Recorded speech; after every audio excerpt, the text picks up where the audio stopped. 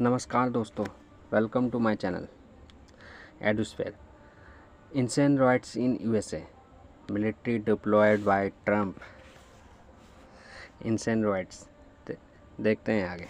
ये आर्टिकल देखेंगे हम। Los Angeles erupt in anarchy as protesters storm major highway and clash with law enforcement. ये देखिए किस तरह की डिस्ट्रक्शंस हुई है यूएस के एंड लॉस एंजलिस में। यहाँ पे देखेंगे हम।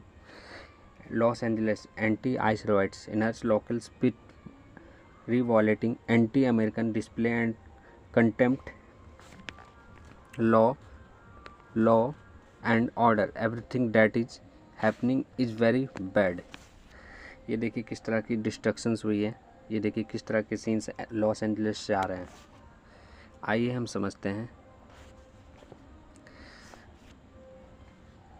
आज हम बात करेंगे यूनाइटेड स्टेट्स ऑफ अमेरिका में हो रहे वायलेंट राइट की, जहां सिचुएशन इतनी आउट ऑफ कंट्रोल हो गई है कि प्रेसिडेंट डोनाल्ड ट्रंप ने मिलिट्री को डिप्लॉय कर दिया है। Why are these riots happening? इसका कनेक्शन मैक्सिको के साथ क्या है और क्या इम्प्लीकेशंस हो सकते हैं इंटरनेशनल लेवल पे? Let's analyse.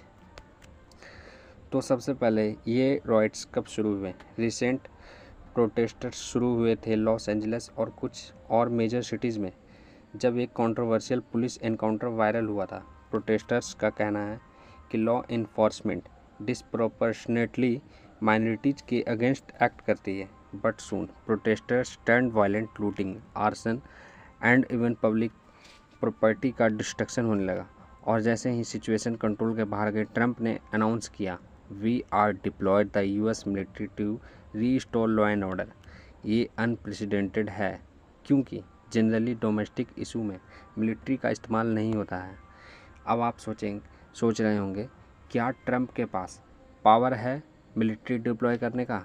तो आंसर है yes. Under the section act 1807 ये एक्ट प्रेसिडेंट को अथॉरिटी देता है कि वो फेडरल मिलिट्री फोर्सेस यूज कर सकता है अगर लॉ एंड ऑर्डर कोलैप्स हो जाएगा।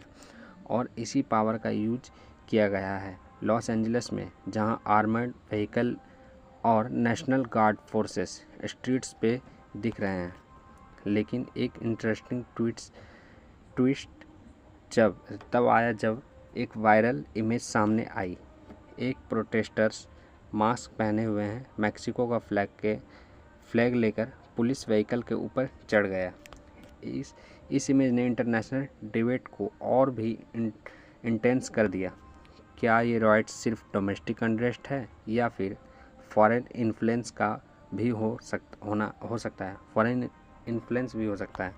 ट्रंप सपोर्टर्स का कहना है there are force trying to destabilize America from inside. लेकिन क्रिटिक्स का आर्गूमेंट है कि this is result of systematic failure और लोग फ्रस्ट्रेशन एक्सप्रेस कर रहे हैं। पॉलिटिकल इम्पैक्ट देखेंगे हम लोग तो 2024 इलेक्शंस के कॉन्टेक्स्ट में भी इसका इम्पैक्ट देखा गया था। ट्रंप अपनी इमेज बना रहे हैं as a law and order president, वहीं अपोजिशन उन्हें क्रिटिसाइज कर रही है फॉर बीइंग ऑथराइजेशन। अगर ये अनरेस्ट कंटिन्यू करता है तो डेफिनेटली इसका impact US foreign policy, trade और इमिग्रेशन पॉलिसीज़ पे भी पड़ेगा। और जहाँ तक इंडिया का सवाल है, इंडियन स्टूडेंट्स और एनआरआई के लिए भी सेफ्टी कंसर्न्स बड़ा इशू बन सकता है। तो दोस्तों ये था एक detail analyse on recent rights in the USA and Trump response. आपका क्या ओपिनियन है? क्या ट्रंप का मिलिट्री डिप्लॉय करना सही डिसीजन था?